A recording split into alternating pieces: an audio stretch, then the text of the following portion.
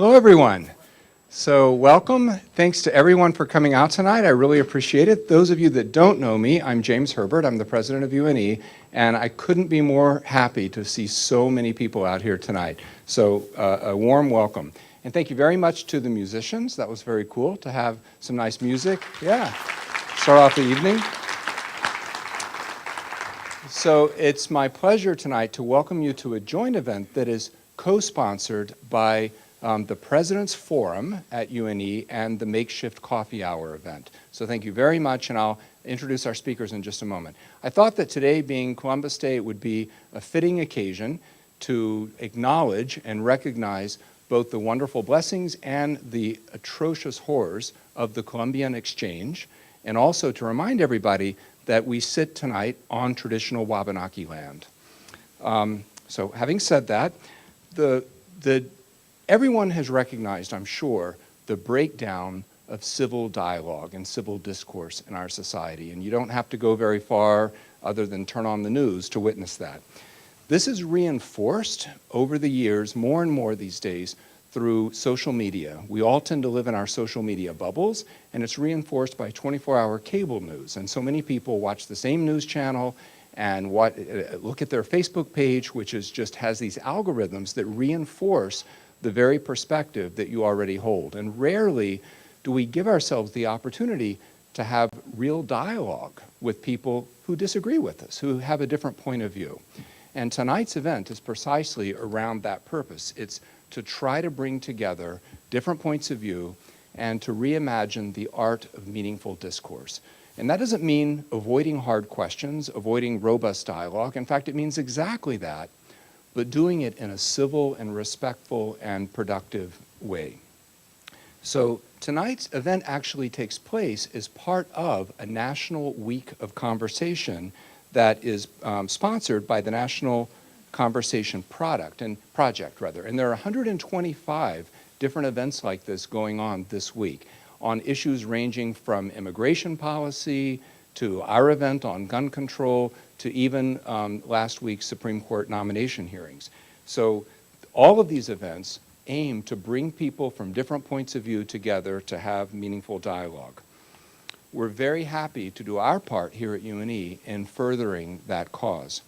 So colleges and universities can facilitate these kinds of discussions, and in fact, I submit we have a special role to play in fostering these kinds of discussions. I wrote an op-ed piece in the Portland Press Herald some months ago where I argued that universities really are part of our core purpose is to serve as a marketplace of ideas. And a marketplace can only function well if there's diversity on the menu, if there are various points of view in that marketplace. And so that's what we're about. And that means having spirited, robust discussions, but in a respectful and civil way. At UNE, we have several projects that further this idea of a marketplace of ideas. We have our Center for Global Humanities lecture series, we have our Merrill lecture, we have the Bush lecture, various high-profile lectures. But what struck me in coming here was that we didn't have a place that really fostered the kind of interaction. Most of the lectures, you listen to someone give a lecture, you have a Q&A period, and that's wonderful, that's great, you can have audience participation, but you don't really have that chance for a dialogue.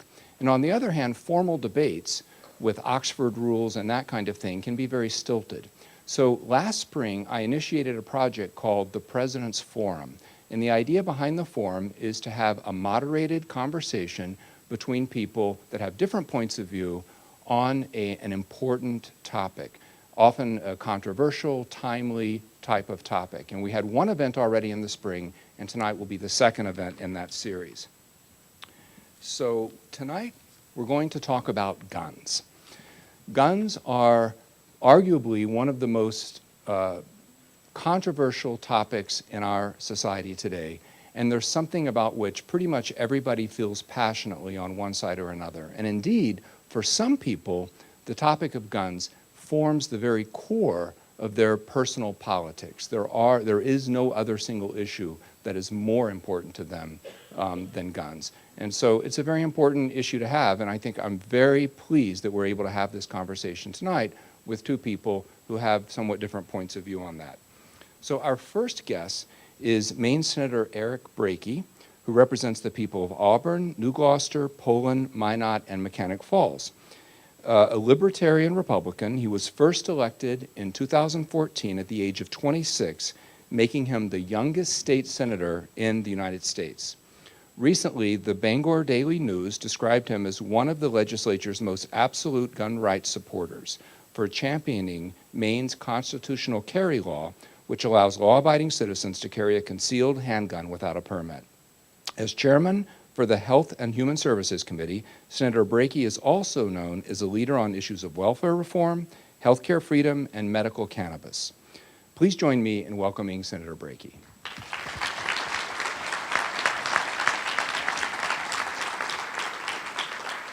Thank you. Our second guest is Maine Representative Charlotte Warren, who serves House District 84, which includes Manchester, Hollowell, and West Gardner.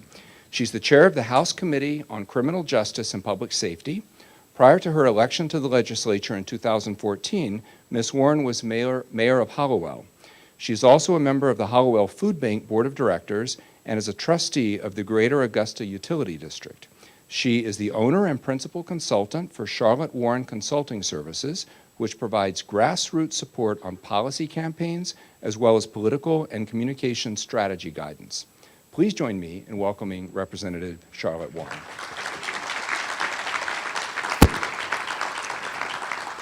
And finally, I'd like to introduce our moderator for tonight, Craig Freshley.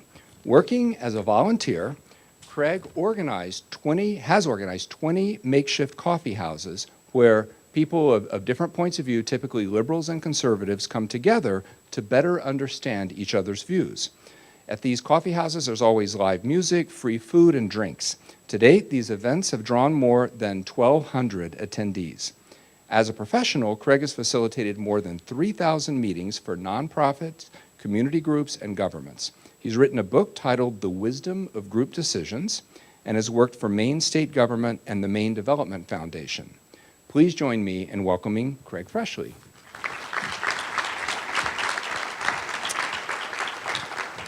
So the first thing I'd like to do, or the last thing I'd like to do before handing the mic over to Craig, is I'd like to offer a small token of appreciation to each of our presenters tonight, our two panelists.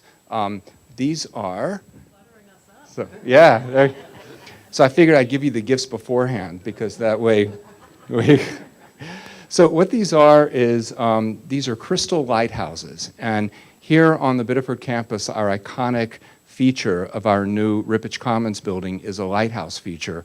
And the lighthouse, representing a beacon of light, represents the university's quest for truth, which is in the end what we're really all about. And so thank you very much. It's a small token of our appreciation for you coming tonight. And so I'm going to turn it over to Craig and let's have a spirited and civil conversation. Thank you. Thank you very much, President Herbert. Thank you. So we're going to talk about guns for the next couple hours, but we're not here to debate guns. We're not here to argue with each other. We're not here to persuade each other or change minds. We are here to understand each other and understand the issues. 15 years as a meeting facilitator, I have learned that each and every person that holds a strong political view holds that view for a reason, a good reason. We don't make this stuff up. And it's when we fail to understand people's reasons for why they believe the way they believe, that's when conflict happens. That's when we make assumptions about each other. That's when we demonize each other and we think of somebody with different views as against us. Well, we're all Americans. We're all humans. It's not us versus them. It's just us. If we have any hope of getting along with each other peacefully, of governing ourselves peacefully, I think it works well to really understand where each other is coming from. Disagreement is okay. Disagreement helps us come up with new solutions, but when we disagree based on false assumptions, when we don't try to understand the other person's reasons for the disagreement, that's when conflict occurs. And that's why I started doing these makeshift coffee houses as a volunteer. I am very grateful that this evening we have partnered with the President's Forum. We're going to do a little bit of a forum, we're going to do a little bit of a makeshift coffee house, but our entire purpose is to understand each other and understand the issues. Here's how it's going to work. First, I'm going to have a conversation with these two. I'm going to ask them some questions. I might ask them some follow-up questions. They might ask some questions of each other. And our purpose is to understand what has formed each of their beliefs and why they feel so strongly as they do about guns. And then I'm going to come down there with the microphone. And I'm going to ask you some of the same questions. I'm going to ask you, why do you believe what you believe about guns? And you can tell your story. I'm going to ask you to speak from your experience. What in your past, what in their past has caused them to believe the way that they do? I'm going to give you a chance to ask some questions of them and ask some questions of each other. But you know what? When we have this full group discussion, I'm going to take their microphones away, and they are going to be one of the crowd. We are all going to be equal and have this discussion. And I know that I'm not going to get to call on every hand that gets raised. Thanks for understanding and accepting that right now. There's a lot of people in this room, a lot of things to say. But after we have this full group discussion, we're going to strike up the band again, and we're going to give you a chance to talk in small groups, to ask questions, to tell your experiences, and to understand each other. We'll come back together as a full group, and before we adjourn, we'll give each of our honored guests a last word, and President Herbert will close the forum by 8 o'clock. That's our plan. Let's get going. First question. What is right and what is wrong with how we handle guns in America? I'm going to ask Representative Warren to tell us your answer to that question. What's right and what's wrong about how we handle guns today? So what do I think is right? I think what's right is that we have access to the Second Amendment. I think what's right is that our founding fathers decided on the Second Amendment as part of our history, as part of our country, as part of something we believe. As a Mainer, as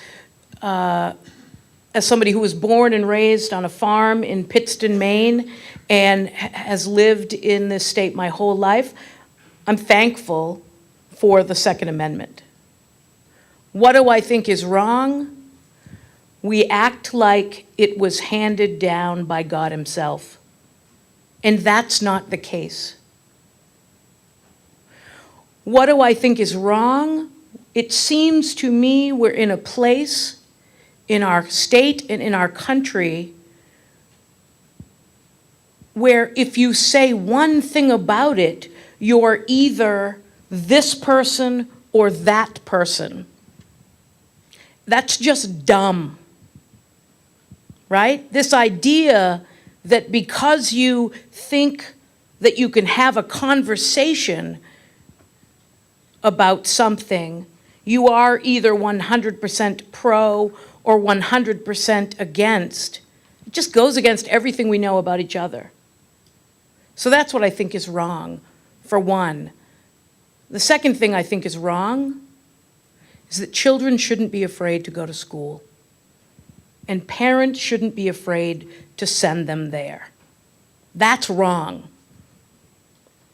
So I don't know how long you want me to go on for. I want to share the stage here with my friend Eric. So those are sort of my initial gut reactions about what's right and what's wrong. I get it, and that's very helpful. We've heard the Second Amendment is something that is right, and you're thankful that we have that.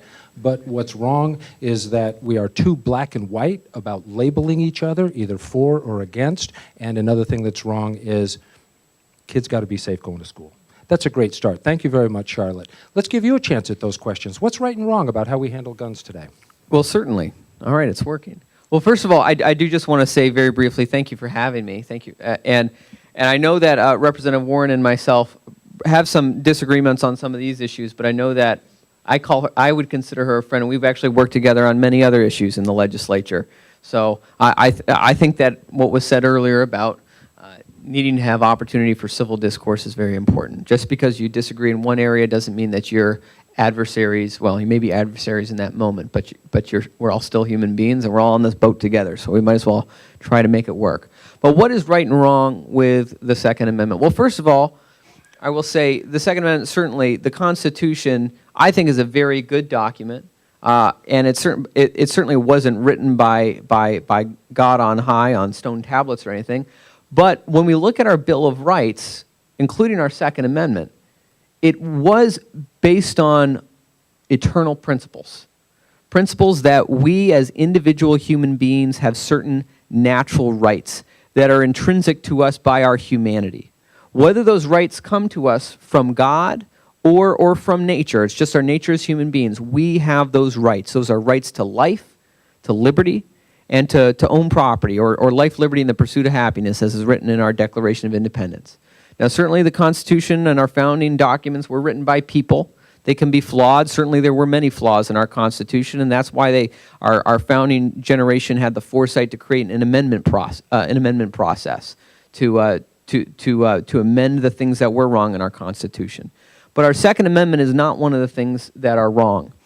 And, you know, I think that when it comes to, when I hear a lot of the proposals that I hear for gun control, I think that a lot of those proposals come from very sincere places. I think people recognizing real problems that we do have in this country when we see acts of violence taking place across the country that can be devastating. I think it comes from a sincere place of wanting to remedy those problems. The question is it the right solution for those problems?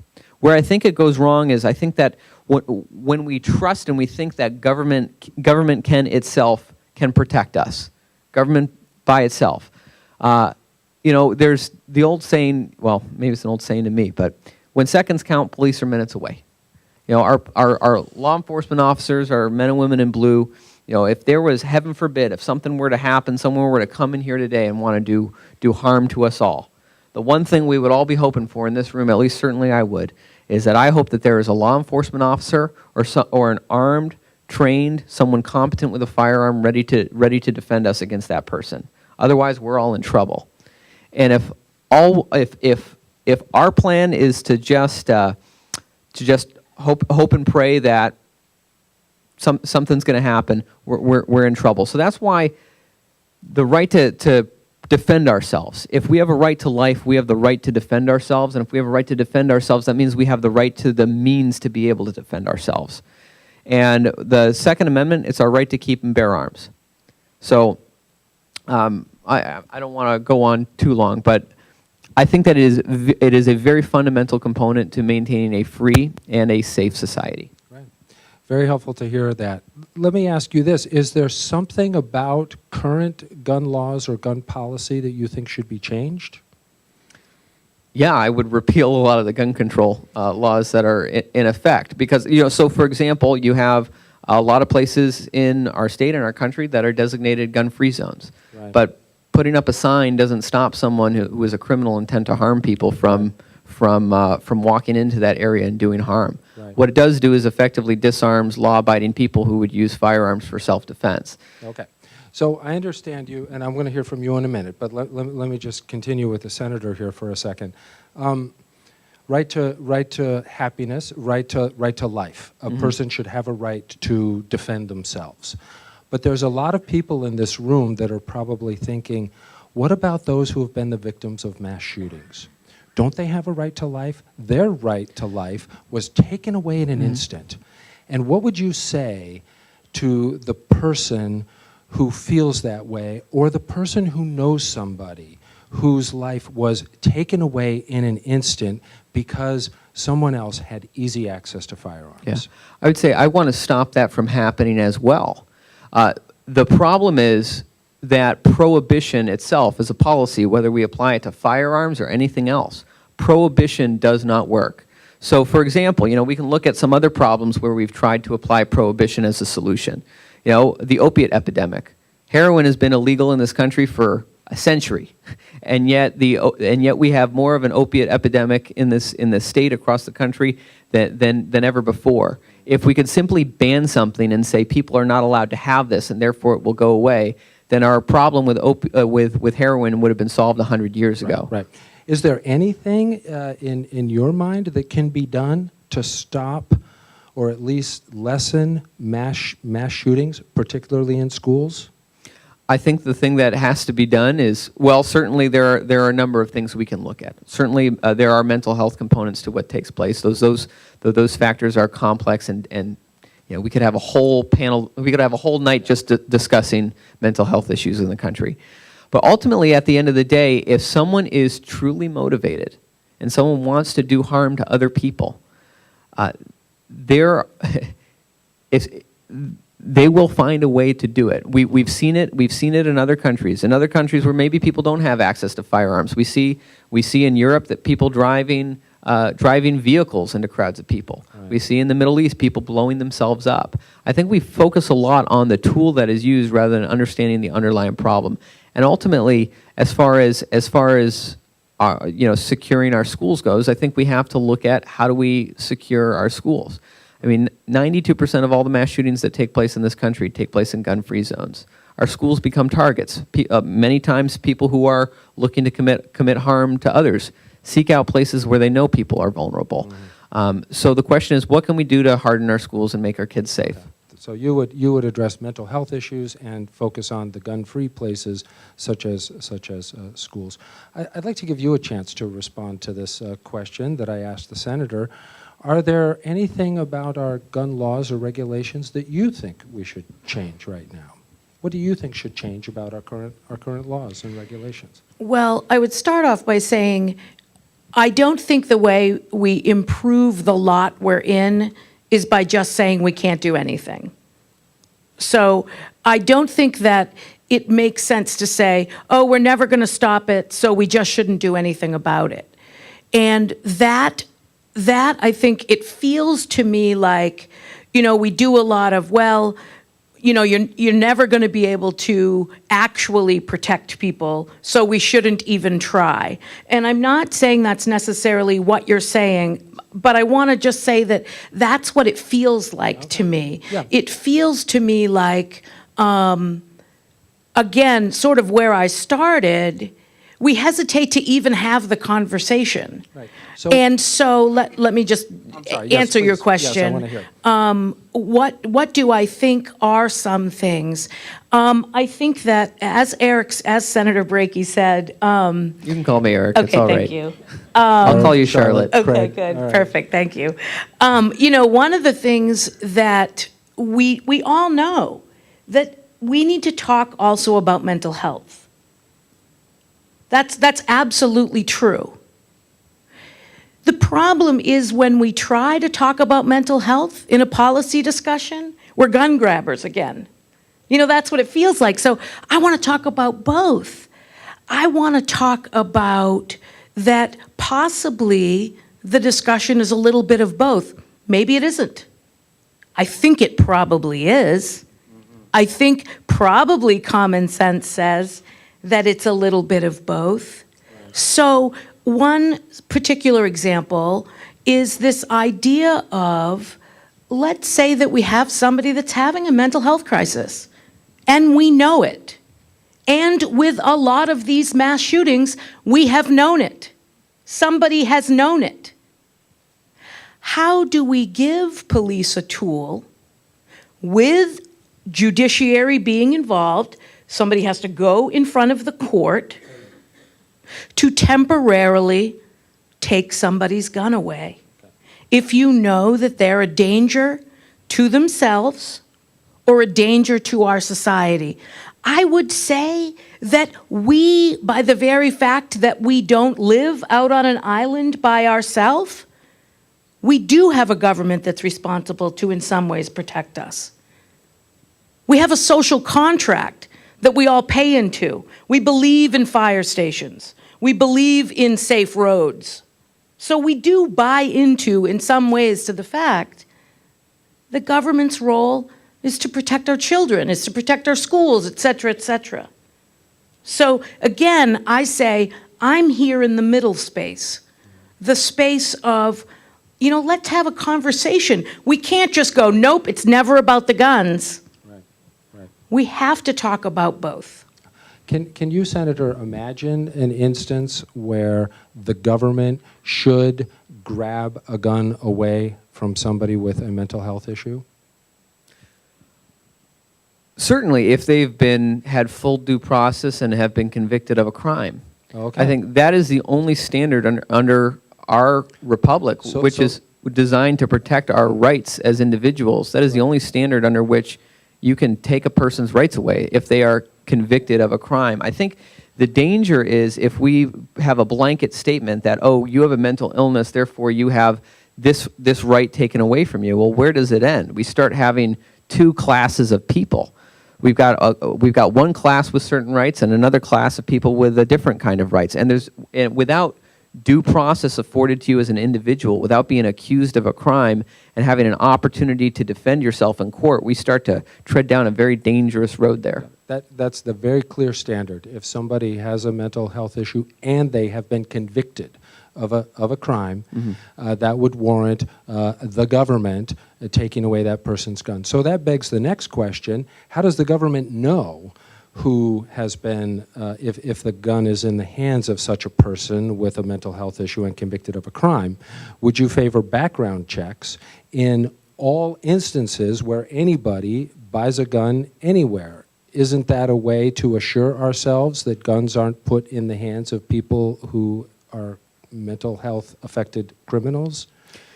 If background checks were effective, but they're not. They're very easy to sidestep. Oh, okay. I mean, frankly, all you need to do is all you need to do is find another person to go purchase the gun for you. In fact, I forget the FBI term for this, but it's common enough that the FBI has an actual term for this. Okay.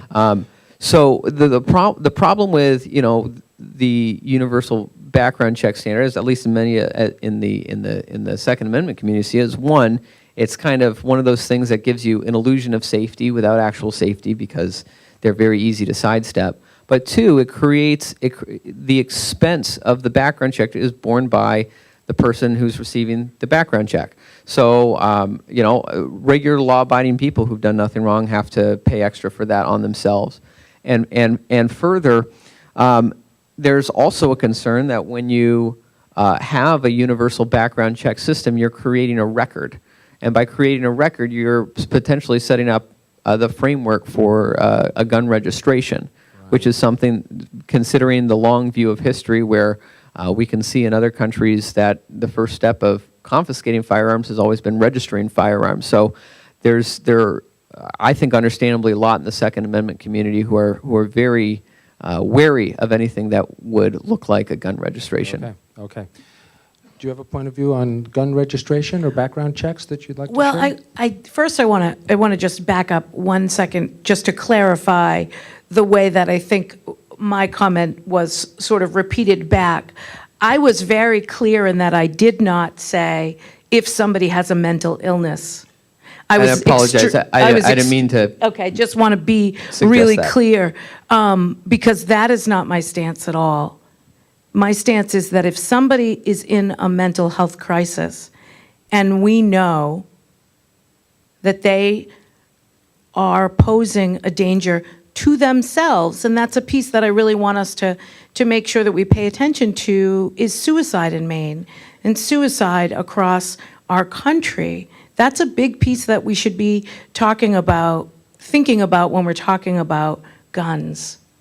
And so what I said was, if someone is in a mental health crisis where they may pose a threat to themselves or to someone else, we should be able to go to a court and get a temporary restraining order and protect that person, protect the person that they're in a relationship with, possibly, and protect the children in their school, protect the people at the casino, protect the people at the gay nightclub, protect people. When we know that someone poses a threat to themselves or to other folks. That, to me, is common sense. You know, today when I was thinking about guns and sort of my relationship to guns, when my father taught me about how to hold a gun the first time, the most important thing was gun safety. You never pointed at anybody, Shar. You always, even if you think it's unloaded, excuse me, you act like it's loaded, right? We all, when any one of us taught our kids or teach other kids how to handle a firearm the first time, it's all about safety. Well, that safety should continue. That conversation about safety shouldn't just stop there.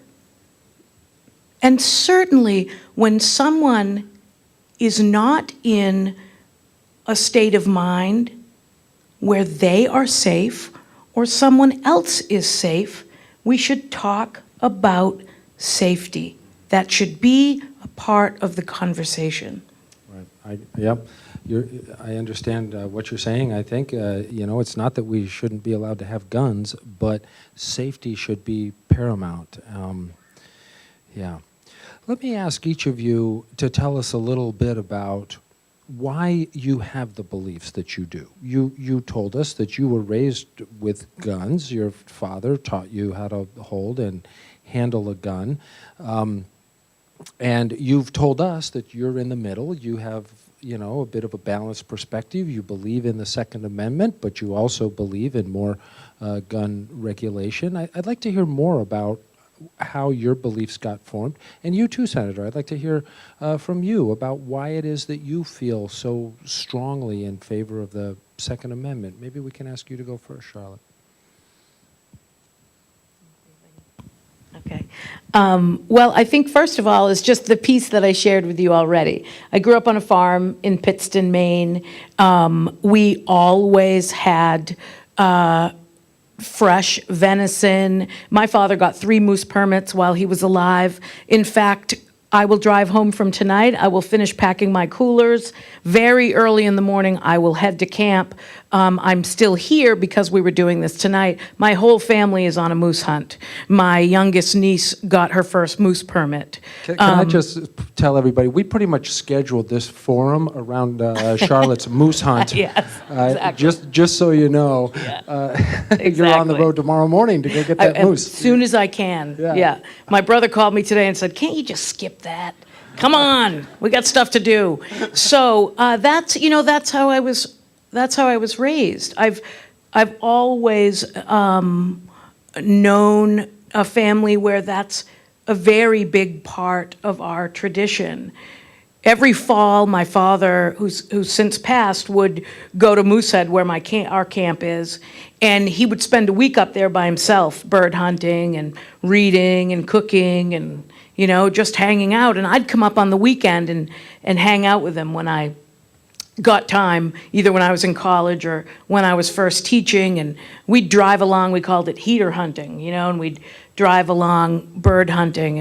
And I remember my dad, I was very young, and him teaching me what a partridge eats, by opening up its craw so I could see all the leaves and all the stones and understand how they digest. So I tell you all that to give you a sense of that's how I was raised. And also, one of my best friends in the world grew up in Newtown, Connecticut. And that's her hometown. And as proud as I am of my hometown, Pittston, Maine, I grew up, on a farm, and I'm very proud of my heritage. She grew up in Newtown, Connecticut. And she looks back, her entire town, every memory about that town is completely changed because of what happened there. When that date rolls around, I know that the first thing I'm going to do is call my friend Kim.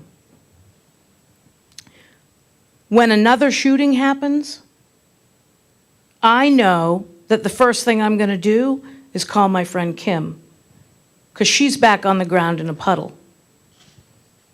And she has a little child that she has to send to school every day, who's 9 years old.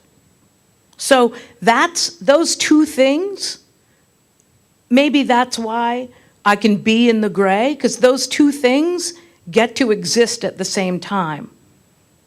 I'm going to go tomorrow, and I'm going to drive around in a truck, and I'm going to hope that a moose comes out, and my little niece gets her first experience.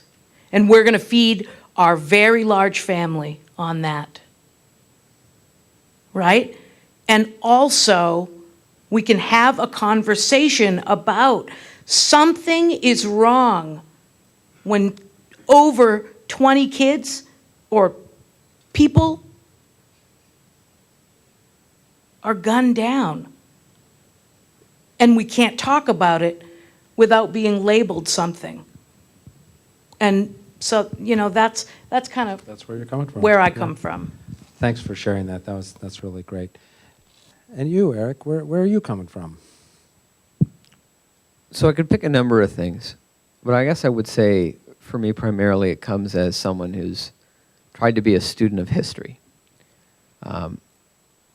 The shot heard around the world that sparked the American Revolution happened when the British government in Massachusetts, of course, we were part of Massachusetts at the time, came and tried to confiscate the people's firearms. Why were they trying to take the people's firearms? Because if the people were unarmed, there was very little they would be able to do to resist the British government. That was the start of our revolution, and if the American people, the people in the colonies, had not been able to stand up and resist and fight back, then we would still all be British subjects today. But that's just our history. We can also look at history across the world. We can look at when open societies have become closed societies. We can look in examples like Germany and Russia and China. And there are many commonalities we can point to in terms of what took place in these societies as they changed, as the power shifted from power in the hands of the people to power in the hands of various totalitarian governments. There are many commonalities we can point to, but one of those commonalities is in every single case, the people's firearms were taken away from them because a people who are armed are not a people who are so very easily ruled. And that's why our founding fathers were, that's why our framers were so adamant about enshrining the right to keep and bear arms in our Constitution. It's because they knew that that was about maintaining the balance of power in society. They knew that because the end result of gun control isn't an elimination of firearms in society. It's a concentration of firearms in the hands of one group, the government. And if all of the guns in a society are in the hands of one group, if the government has all the guns and they're pointed at the people, that's not going to remain a free society for very long. It might not change overnight. It might take a generation. But there will come a time that the people find that they themselves, that we are no longer citizens, we are subjects. It's a very compelling argument. In your mind, the right to bear arms protects the people's independence against their own government. Yeah, it certainly it protects our ability to maintain the balance of power in society, Yeah. and it also as one of the generals in World War II on the Japanese side said, there was no point in invading the American mainland because there was a gun behind every blade of grass. Reason number two, the people right to bear arms protects us against foreign invasion. And it also protects us in our own day-to-day lives against anyone who could seek to take our lives away from us. It protects us against home invasion, right? Yeah. Certainly. Yeah. So, Eric, I went to school and I studied the history and the first shot, at Lexington and Concord, but I didn't come out of studying history with the same conviction that you have.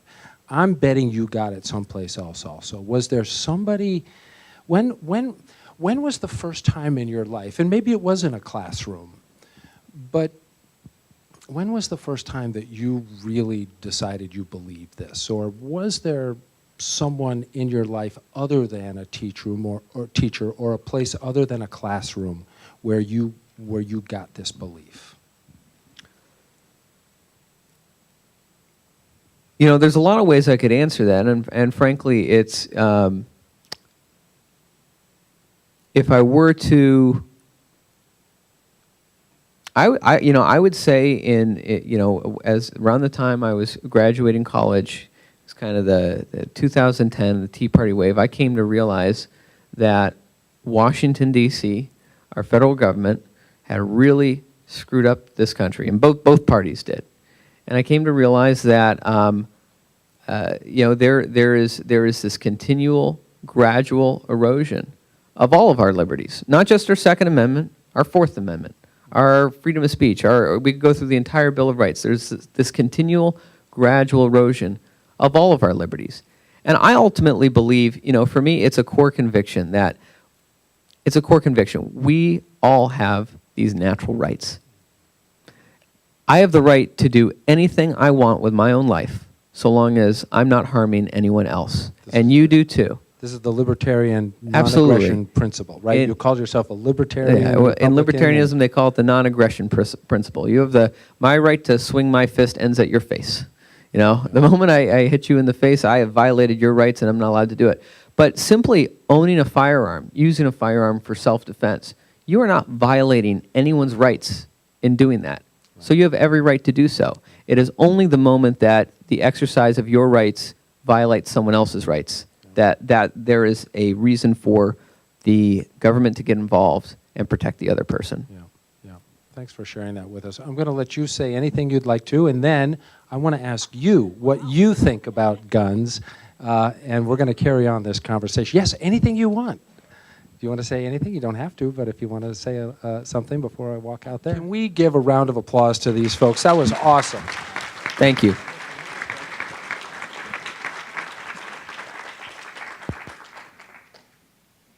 Yeah, that was really great. We are off to a terrific start. Now, in a moment here, I'm going to ask one of you to put up your hands. I'm going to ask for a volunteer to tell us your answer to this question. What's right and or wrong about how we handle guns in America? And I might ask you a follow-up question. I might ask you, like I did with these folks, why do you believe what you believe? Where does that come from?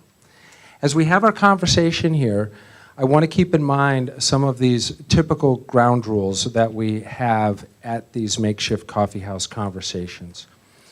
We're mostly about listening. As I said in the beginning, we're not here to change each other's minds on these topics. We're here to understand the topics and understand each other. I'm asking you to speak from your personal experience. I want to know not just the theory, the law, or even the science. I want to know why you believe what you believe. We're going to try to give everybody a turn. I'm going to ask that you raise hands. No one criticizes. We are not here to blame, criticize, shame, or offend anybody else. That's just not the purpose of this. The purpose of this is to understand each other.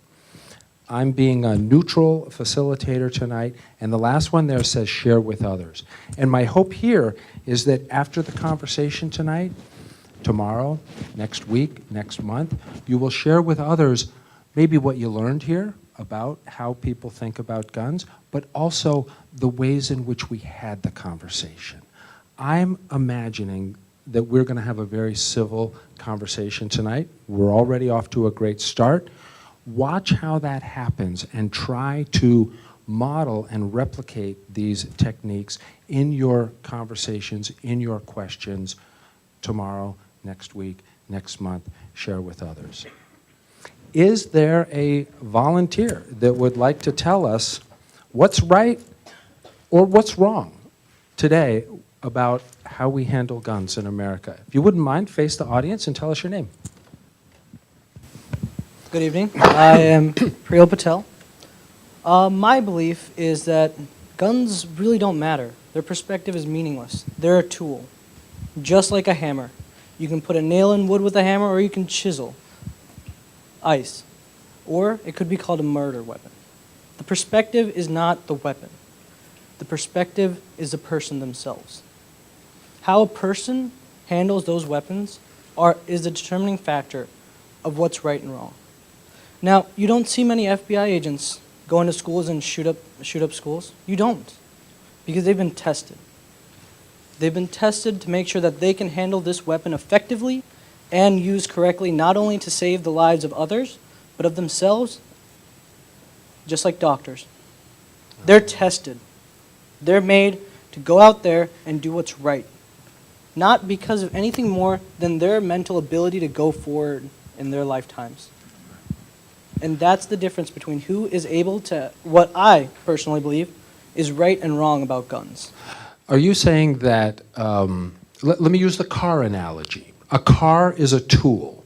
Correct. We only put cars in hands of people who have been trained and are qualified to drive a car. Do you think that we should handle guns the same way? Correct. Okay, that's what you're saying. We test people for it. Right, we Correct. test. We test people, and if you pass the test, you should be able to own a firearm, and if you can't You should. pass the test, you shouldn't. Same Okay. thing. Yeah. And, okay, let's just leave it there. Thanks for starting us off. That was great. Let's give this guy a round of applause for starting us off. Thank you. Somebody else tell us, why do you believe... I'm going to go right here, okay? Don't worry. I'm going to get around to as many as I can. Let's hear from you, ma'am. If you wouldn't mind, tell us your name and tell us what's right or what's wrong and why you believe that. I have a hard time finding what's right now, given society. You can see my shirt. I raised a daughter in 1999. She was in high school, Columbine. I don't know how many mass killings in schools there's been since then. I have a grandson. He's 9 months old. He's going to be dealing with the same thing. That's all I can say. You fear for the lives of your daughter and other children, and because that fear is so strong, you're a mom demanding action. Right. What action do you think we should take as a country? If you were queen and could have your way, what would you do in terms of gun laws? The first thing I would do is have a universal background check for all gun sales. The second thing I would do, one of our legislators, Senator Mike Dion, tried to put through a red flag law. It was what Charlotte Warren was speaking about. They also called it a community protection order, taking guns out of the hands of people we know are dangerous. Right. They're threatening harm to people. They're threatening harm to themselves. It's a temporary order. Right. A judge has to order it. Law enforcement wants these things. Okay. I think that there needs to be safety education on handling guns. Yeah. I think that's gone by the wayside. I think our congressmen and our legislature have to stand up and do something. We Okay. can't do nothing. We're killing our kids. Okay, thanks for speaking up. Awesome. I'm going to go back here. Yeah. First off, I want to thank Senator Brakey for bringing up the fact that when the Redcoats came here, it was to disarm the people because they wanted to oppress us. The people got together and made the Constitution. Read the Declaration of Independence. We, the people, created a government to protect our liberties and our personal freedoms.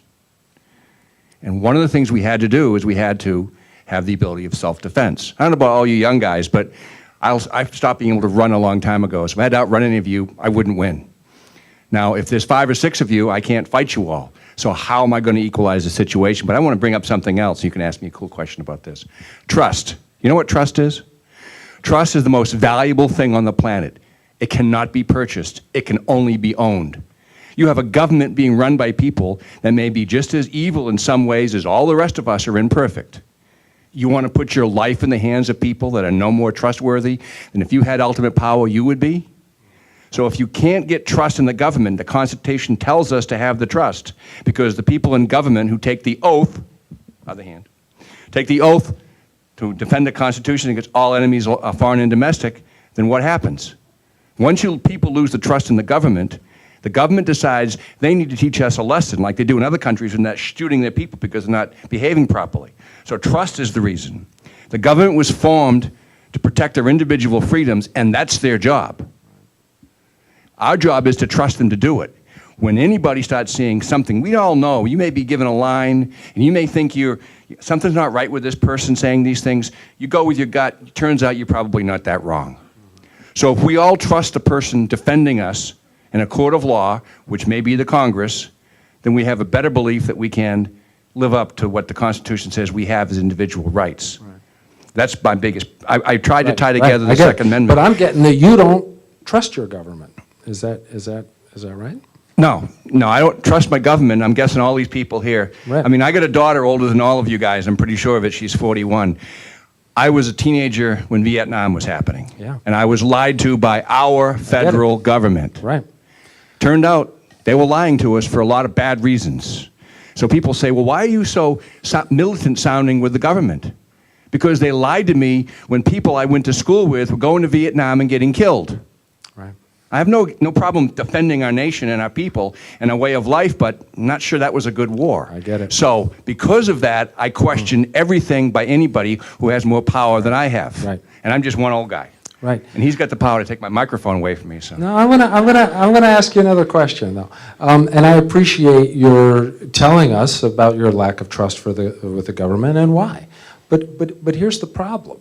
On the one hand, that is a very compelling case for the reasons why we should be able to arm ourselves essentially against our own government. But on the other side, innocent kids are dying in schools. Innocent people are dying in public places.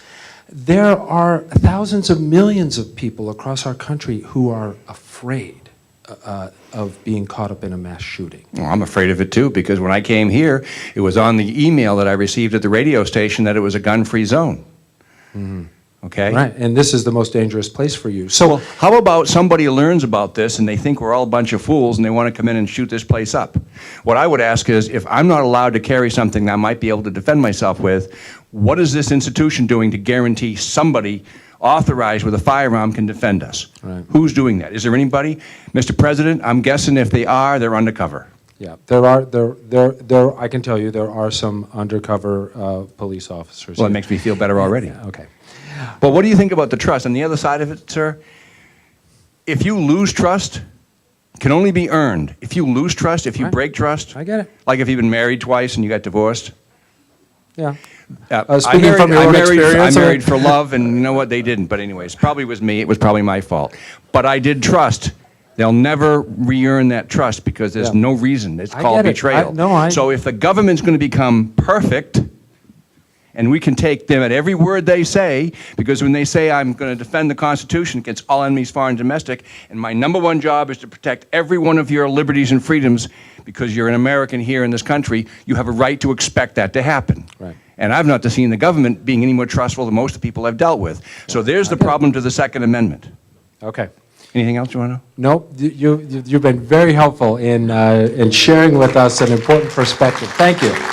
I'm going to try to come back. Hold on. I'm Jeannie Hay. What's right and wrong with guns? And I'm really trying to listen and learn and understand, so thank you, everybody. I can understand people feeling the Second Amendment is a right. I can understand them wanting to defend themselves, of being afraid that someone might come in and shoot us up and being able to defend themselves. What I have a really hard time understanding is why that trumps everything else. If we look at how many times the government, and we've heard that we don't trust the government, and I know the government is very flawed, I'm a political scientist, but the government is not shooting up classrooms. People with guns are shooting up classrooms. The government is not perpetrating the murder rate, with some exceptions of police shootings. Communities awash in guns are contributing to the murder rate. The idea that we can't have any restrictions on gun ownership, and I heard you, Senator, say a registry is the beginning of taking away our guns. I hear that, I understand that. We register our cars, we register our children at school. I'm registered at the Gap. Like, the idea that like you said, we could run, if I didn't have a gun, I could run people over with a car. My car is registered. Why would we privilege the most lethal weapon to be free of registration? And finally, the Second Amendment, wanting to defend ourselves, hunting, of course, all comes, could all seem reasonable, but our gun conversation isn't reasonable, whether it's how many bullets you can shoot, how many people you can kill with a single trigger. Nothing seems to scale, and as the representative said, even talking about it gets you labeled as somebody who's anti-American, and that's very frustrating. Thanks for sharing your frustration. Thank you. Thank you. I would like to hear from somebody under 30. We are on a college campus, folks. Let's hear from some college students. Yes, ma'am. Hi. So I have a very similar background. All my uncles, my stepfather hunts. I myself am hoping to get my archery permit next year. But like with anything, there's multiple components to this issue. With, the expenses that were mentioned with doing the background checks, with safely storing and maintenance of firearms. And we need to maybe stop looking at singular parts of these and look at them all together. So that making responsible gun ownership easier for people. Are you concerned about a registry?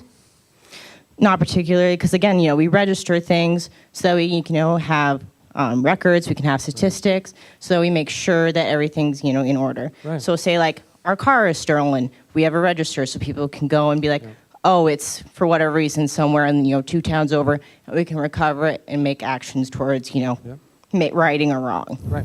Registrations are a method. Thank you very much for speaking up. Thank you. A registration is a way that we can hold people accountable. Be it car ownership or owning a Gap credit card. Yeah. Someone else. I'm looking particularly for younger people. If you want to weigh into this conversation, we would love to hear from you. This is a rare opportunity to hear voices from people that we don't often get a chance to hear from. So, one of my stories is I'm actually a survivor of sexual assault, and I support the idea of having guns because if I had that, I would have felt more safe in my situations that I was in, and I wouldn't have to fear as often as I do that my doors are locked, I have a big enough dog to protect me, or that I could have a situation where I have something big enough to take care of someone who is larger than I am. Right. Thanks for speaking up. It's really helpful to hear that reason for wanting to own a gun. Someone else. My name's Rebecca Hanscom. I feel out for you because at 10 years old, my father grew up in Acton, Maine, small town, all about the guns. You know how that goes. He put a 30-30 in my hands and said, shoot. And he laid out the rules for me. He said, you point it at the ground, you don't point it at anyone else. You protect yourself, you care for yourself. And it's something I feel passionately about because I know that if I was in the situation where someone was to personally attack me, I could defend myself, and I'm not scared. I'm not scared of a man, I'm not scared of a woman, I'm scared of no one that comes near me because I can protect myself, and I do have that right. So for someone like me, it's hard to watch people, they want gun registrations, and they want gun control and all these things, but it's like, what happens if you see someone that was apparently with a mental illness, or you were accused of coming up with, they tried to hurt me, or they try to do this to me with a gun, but it's when does that line stop? At what point does it turn into accusations rather than facts? So for me, I don't believe in gun registration, and I don't believe in gun control because I think that as a young female in a country where I'm very, I guess, available for attack, I think that having access to a gun and being able to have those things and have those privileges in America makes me feel more comfortable in living in my society. Awesome. Thank you for speaking up. Very helpful to hear. I want to hear from you in a second, sir, maybe one or two more, and then we're going to ask Bob and Jim to play some more music, and we'll all have a chance to get involved in this conversation. But I want to recount something here. I am telling a little story. We had another forum like this on guns that I moderated, and partway through, somebody stood and spoke, and they said, you know, I'm figuring this out. We're all afraid. We're all afraid of guns.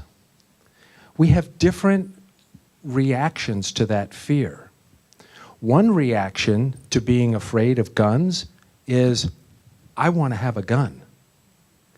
Another reaction to being afraid of guns is, I want the government to take away your gun. But what we have in common is fear of guns. And I'm just naming that commonality and also naming that people's reactions to that fear are pretty legit based on where they've come from. That's what I'm hearing. Tell us where you come from or what you believe about guns. My name is Aviv. I live in Portland.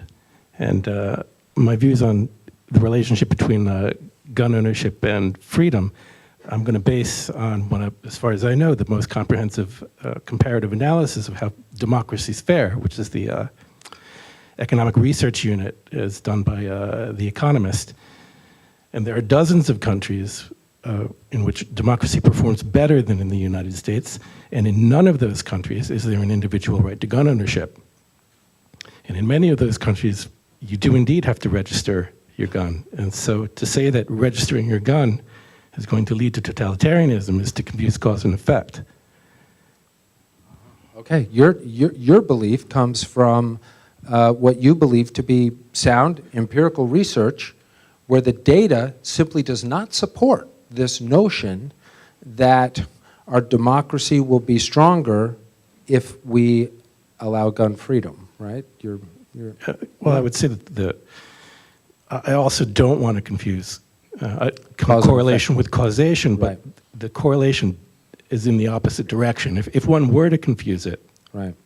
it does go in the opposite direction, Okay. based on the data from the Economic Research Unit. Right. And Okay. as one historical point I want to point out that was made about Nazi Germany, Hitler confiscated guns from Jews and other undesirables. He didn't do it for the entire population. In fact, for the rest of the population, he actually liberalized the laws, making it easier for one private citizen to sell guns to another private citizen. Okay. All right. Okay. Thank you for that perspective. Yes, thank you. I know that there's many other people that want to talk, and we're going to have a full group conversation a little bit more in a few minutes. But right now, I'm going to, as soon as I'm done talking, I'm going to invite you to do a couple things. First of all, you could come forward and ask a question of Representative Warren or Senator Brakey. I'm going to ask each of them, maybe Representative Warren over here, maybe Senator Brakey over there somewhere, but I hope they'll stick around, and I hope you'll feel free to talk with them directly and ask them your questions. Ask a question of somebody who spoke. You want to ask a question of that guy? Go ask him a question. You want to ask a question of one of these two? Come ask him a question. Ask questions of people who have different political views than you do, because our purpose here is to understand each other's political views. Another choice you have when we strike up the music here and I put down the microphone, I have put some signs around the room. And you might want to mingle with people who want to talk about the same thing. That sign over there says limits. If you would like to talk with people about limiting the age for gun ownership, the number of guns that somebody should be able to own, the type of guns, the place where carry should be allowed and where it shouldn't be, not to push your point of view, but to understand other points of view about limits, you might get yourself a cup of coffee or a cookie and mingle over there. If you want to talk about kids in schools, kind of over here. If you want to talk about training, that's over there. The sign in the corner there, I think it says registration. If you would like to ask people questions and have a discussion about that, registration. This sign says Second Amendment, and that sign says mental health. So you have a lot of choices. It's a coffee house. It's a forum. I'm going to put down the microphone, and I'm going to call your attention again. And I don't know, maybe 20, 30 minutes or so, we'll have a little bit more full group conversation. We'll end by 8 o'clock. I would like to hear from anybody else who wants to tell us why you believe what you believe about guns, or if you have a question for one of our guests, or maybe somebody who's spoken already. This is your chance. This is where you can understand each other's perspectives. Please. Thank you. Thank you. My name is Kathy McFadden. I live in York. I think what you said was really interesting, that we all come to this perspective from fear. Fear drives some of us to believe maybe less guns is better. Fear drives others to believe that they need to arm themselves. I guess what I would really like coming out of this is that we remind ourselves that facts matter and that the data does not necessarily support the idea that more guns make us safer. In fact, the data is to the contrary. So I'd just like to offer that and hope that people understand research. If your objective is to be safer, the data shows that more gun regulation makes us safer. Yes, right. it does. Yep. Right, but I suspect, I'm going to take this back from you, thank you. I suspect that that's not necessarily everybody's objective. Your objective is that we preserve these fundamental principles of independence and be able to protect ourselves against foreign invasion, against our own government, and against home invasion. Right? I'm putting words in your mouth a little bit, but in this person's mind, that objective of preserving individual liberty is more important than the safety objective. Am I right about that? Let me take the mic to him, because this is a very interesting dichotomy. So with much respect, because I respect that everyone here, I believe, at least from the conversations that I'm having, is coming from a very sincere and genuine place. I think that there are a lot of different studies that can point to different things, and oftentimes it depends on how it's being, how the data is being gathered. But I would say, there have been rankings of the safest states in America. Maine is ranked the safest state in America, actually, by U.S. News and World Reports. In fact, 4 out of the top 5 safest states in America all have constitutional carry laws. And here in Maine, so not only are we the safest state in America, we are ranked the #1 safest state for the lowest violent crime rate per capita. And I think you can go to some other places in our country. You can look at places like Chicago and New York. Chicago, I think, is a particularly good example of a place where a lot of these policies have been put into place. But at the end of the day, it is those who are committing the violent crimes aren't following the laws. They're not following the laws against violent crime, and they're not following the gun laws. And what you have there is a situation where law-abiding citizens have been effectively disarmed, but the criminals on the streets have not.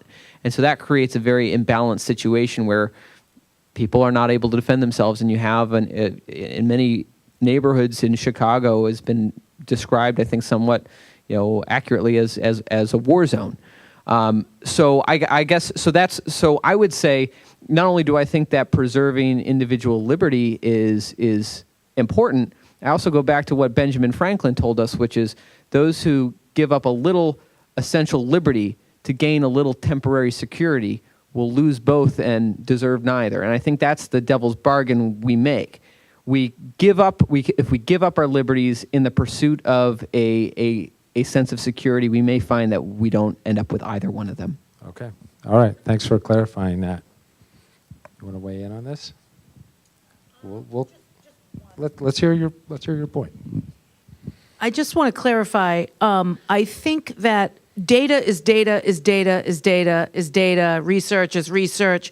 It's true it can be used in many different ways. We can both choose a piece of data or a piece of research and try to use it in our own way.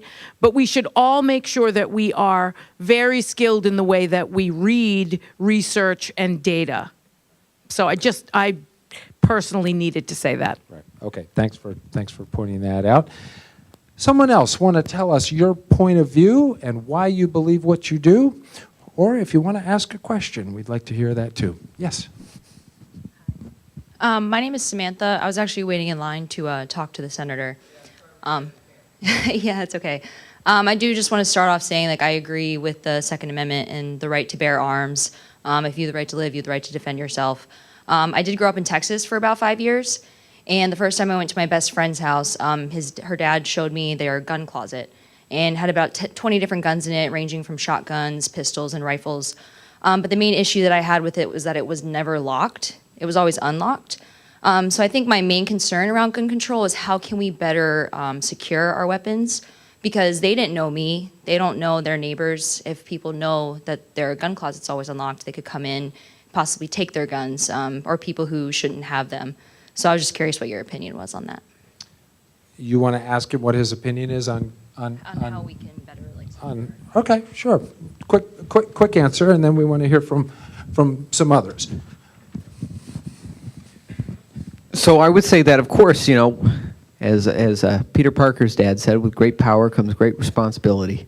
So there obviously, if you're going to exercise your right to keep and bear arms, you need to exercise that right responsibly. And I'm very much a big supporter of encouraging people to participate in training. In fact, I think every single responsible gun owner it says that you shouldn't be using a firearm if you don't know what you're doing. You know, it's like you wouldn't use a chainsaw if you didn't know how to operate a chainsaw. What would happen? You might cut your arm off. You know, the same thing with a firearm. It is a tool. It's a dangerous tool, and it needs to be respected as such. And so, as far as kind of what people should do in terms of having gun safes locked up, yeah, I think it's probably smart to lock that up, particularly if you have children in the home. Do I want to create a government, police force that's going into people's homes to make sure that they're doing this? Well, I think that's a bit of an overreach. But I do think that culturally, we need to do what we can to encourage people to exercise firearm responsibility. In the best of all worlds, there would be just an attitude, an ethic that everybody knows that every gun should be locked, ammunition should be stored separately, et cetera. And the government wouldn't have to regulate that. It would be self-regulated. Hi, how's it going? So I'm kind of stuck on the idea of fear. I had a lot of people bring it up behind me. Personally, I'm not very afraid of anything, but I know it's a problem for a lot of people. And I was thinking about like the shooter situation. If someone came into this building right now, I know we have some undercover police officers or something in here. But I have grown up with guns my whole life, have extensive experience, not as much as police officers, obviously, but I don't feel confident in my ability to handle a situation if a shooter came in here to shoot up the place. Like, I wouldn't be confident pulling out a gun and addressing that situation. So I guess my question is, why do we always escalate to deadly force? So like, we had a girl talk earlier about having a handgun on her person to make her feel safer. You could also use bear spray or a taser. That would disarm someone just as quickly as a gun. But why deadly force?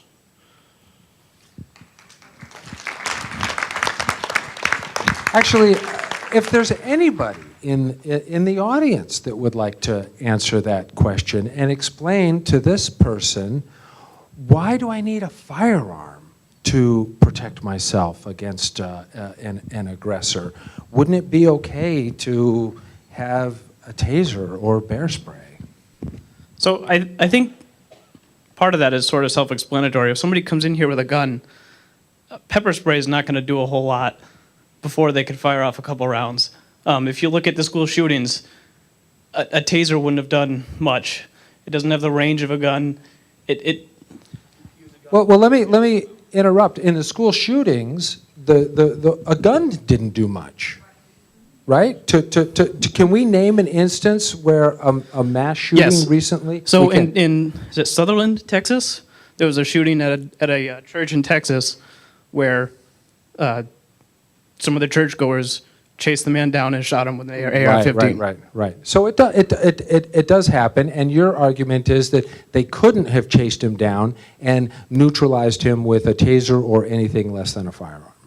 Yeah, that's the answer. Okay. Other topics, other points of view. If you have a point of view that has not yet been expressed in this forum, and you'd like to tell us what you believe, we want to hear you. Thanks. My name is Tori. One thing that we haven't talked about tonight is the fact that, we have talked about the fact that guns are tools, but we haven't talked about the fact that there's almost no regulation around safety. So we talk about having 20 guns in a gun locker that's not locked up. We have keys to our cars. They are unique to our car. I can park my car and lock it and go away for a while and know when I come back I have access to my car, and hopefully no one, unless they're going to break in and hotwire it, have access to my car. This is an industry that has fought regulation. Our government has done nothing about protecting us through making sure we could do simple things like you could have your thumbprint so that you could access your gun and use it. So my question is, I am a proponent of the Second Amendment, but I think we have gotten wildly, wildly off target.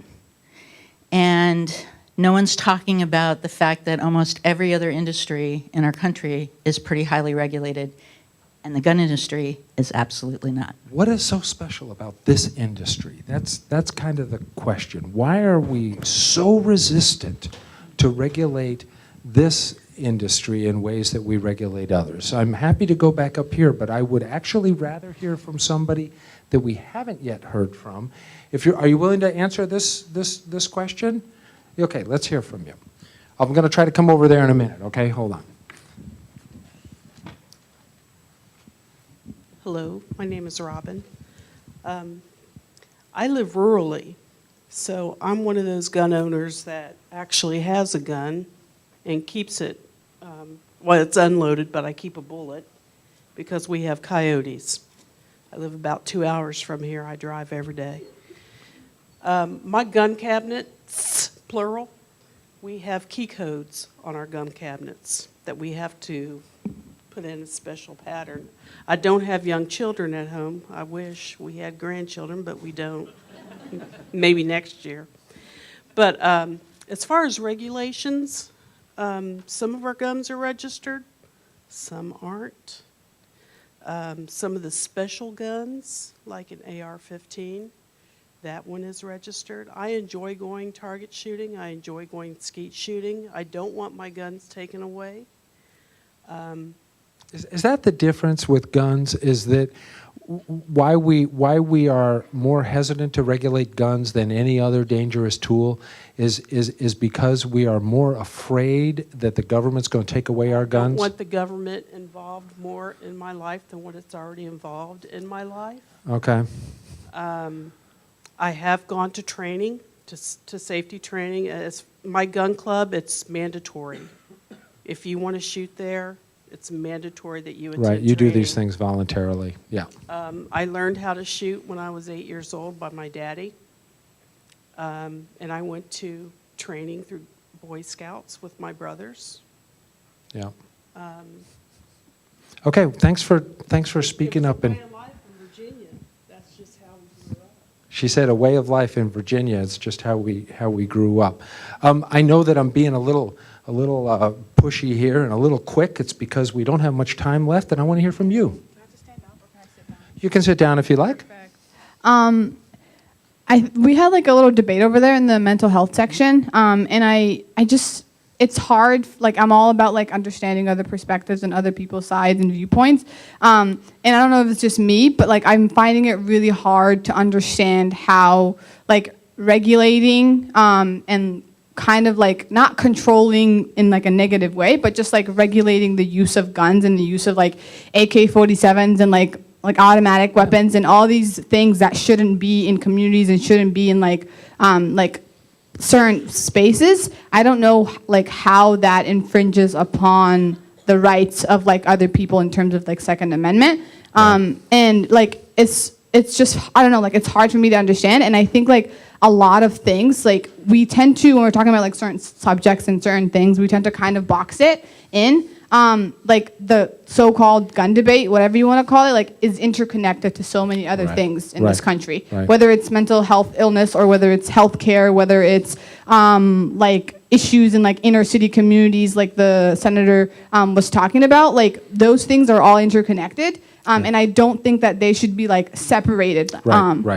So this is the same central question being expressed in a different way. Why are guns so special? Why do guns have this special place in America that we are unwilling to regulate them to the same degree that we do other things? Can somebody help this woman understand that? She told us she doesn't understand. Is there somebody that can try to provide an understanding to this question? What's so special about guns? Why do we single them out? Do I have to stand? You can sit if you like. Oh, okay. I want to stand.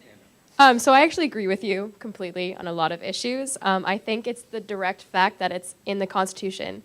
It's literally the Second Amendment in our Constitution. It comes right after freedom of speech and freedom of liberty and everything that we hold so dear as Americans. So talking about registering cars and everything. Cars aren't you mentioned this before. It's not directly in the Constitution. It's so... Cars aren't in the Constitution. Chainsaws aren't in the Constitution, but guns are. It's but like let me ask the this. second one. Let me ask this.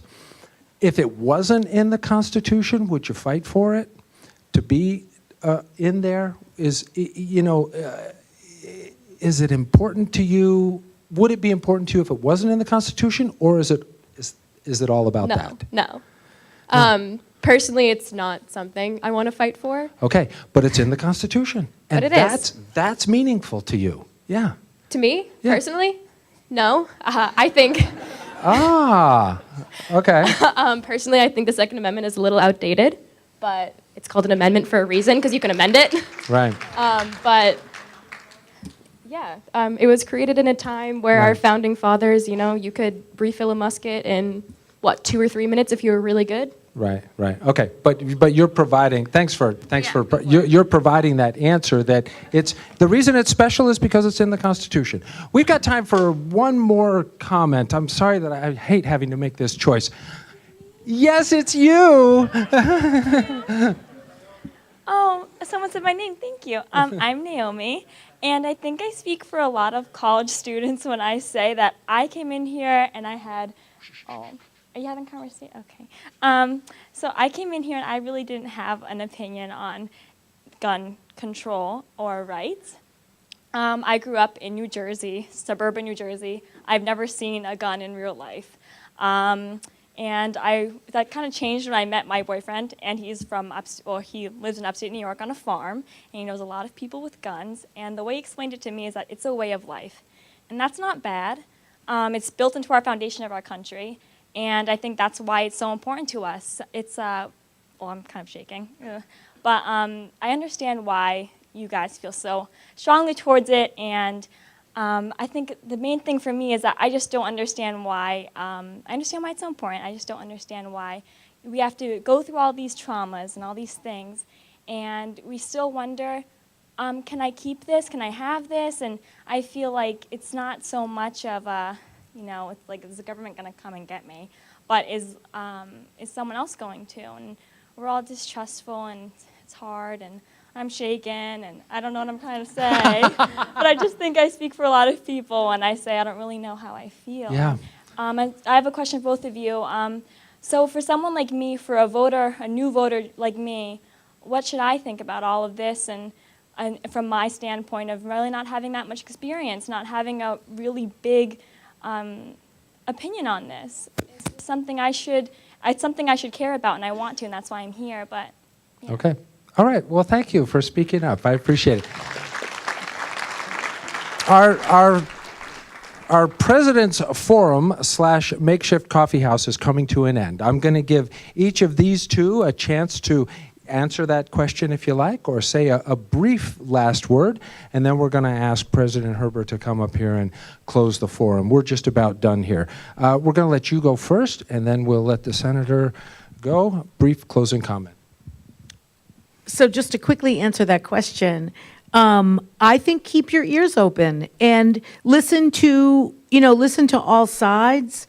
Be open to information without fear. It's interesting that we talked a lot about fear tonight.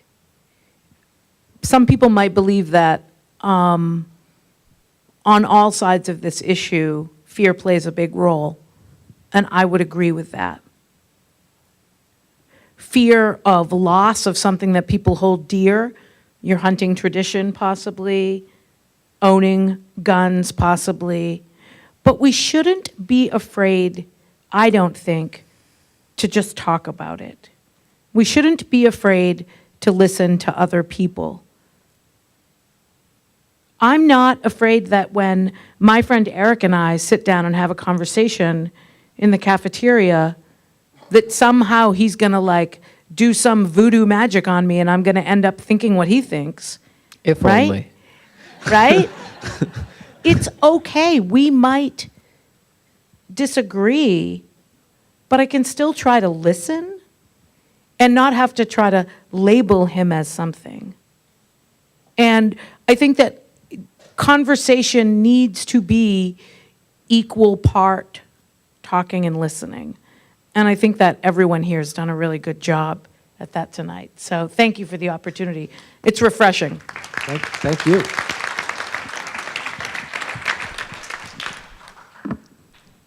So I'll say, of course, the question was, what should you think? And, I can't tell anyone what to think, but I appreciate everyone being here. And I truly, genuinely, I appreciate, I was talking with folks from groups that I don't necessarily agree with on this issue, but we had very good, productive, civil conversation. I think that that's very, very much needed and needs to take place. I think, sadly, too much across the country, especially lately, including on college campuses, thankfully not here, but we've seen a breakdown of freedom of speech. We've seen a breakdown of civil discourse. We've seen a breakdown of people listening to and hearing ideas that they may disagree with, but engaging and having productive dialogue. And I think that this is very healthy, and I'm glad we're all here doing this. But the final thought I will say, just on, to make my closing case for the Second Amendment, is I really, for me, it all comes down to this basic idea that each and every single person in this room, each and every single person on this planet, we're all individual human beings, and we have individual rights. We have the right to life. We have the right to our liberty. We have the right to pursue our own happiness. And so long as we're not doing harm to other people, no one else has the right to curtail our rights. We can make choices that other people disagree with.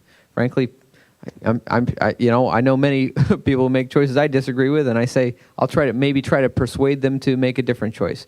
But so long as they're not hurting others, they have the right to make that choice, whether that's with firearms, whether that's with something else, so long as they're not harming other people. And if we have the right to life, we have the right to defend our lives. And if we do not have the right to possess the means of defense, then we really do not have the right to defense, and we really do not have the right to life. So I'll end it there. I want to say thank you to everyone for having us here today, for everyone participating in this dialogue. It's very welcome and very appreciated.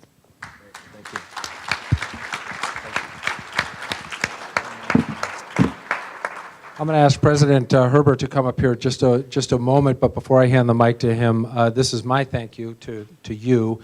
Yeah, clap for yourselves. Go ahead. This is great. Yeah, because this was a very good discussion tonight. I'm sorry that we couldn't hear from every person, get every question answered, every point of view expressed.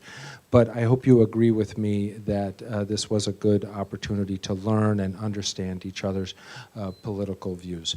If you want to take action or do more to understand each other's political views, we have given every one of you one of these cards as you walked in. There are some tips here for how to have conversations, and at our website you can find a page called Ready to Take Action, and there's some specific things you can do there.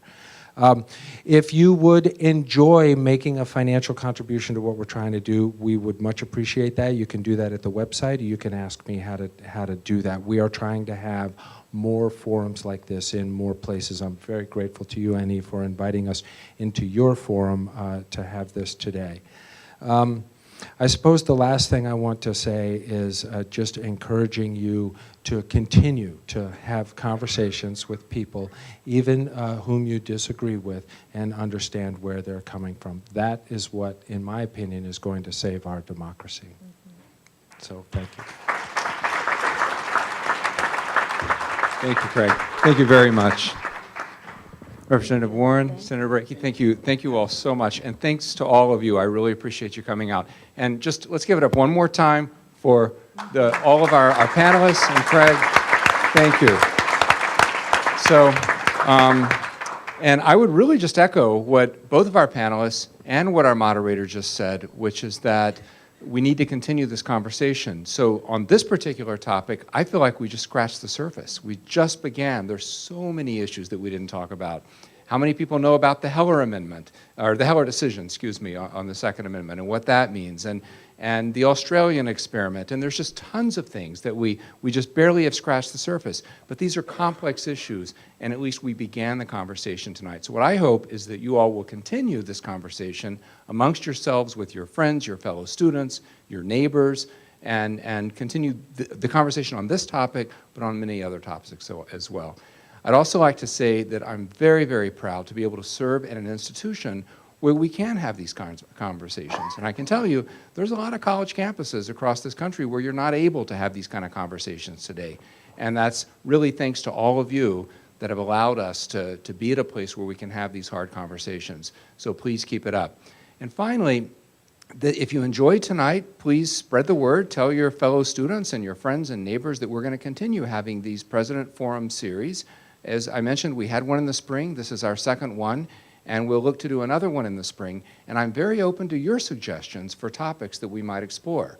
So this was on guns tonight. There's a very long list of topics that we could talk about, right? And I'm sure there's no shortage of that. But if you have ideas for a topic that you think would make a good President's Forum, and you have ideas even for speakers that you think might be helpful, please be in touch and let me know, because I'd like to hear from you. So thanks everyone for coming out, and safe travels home.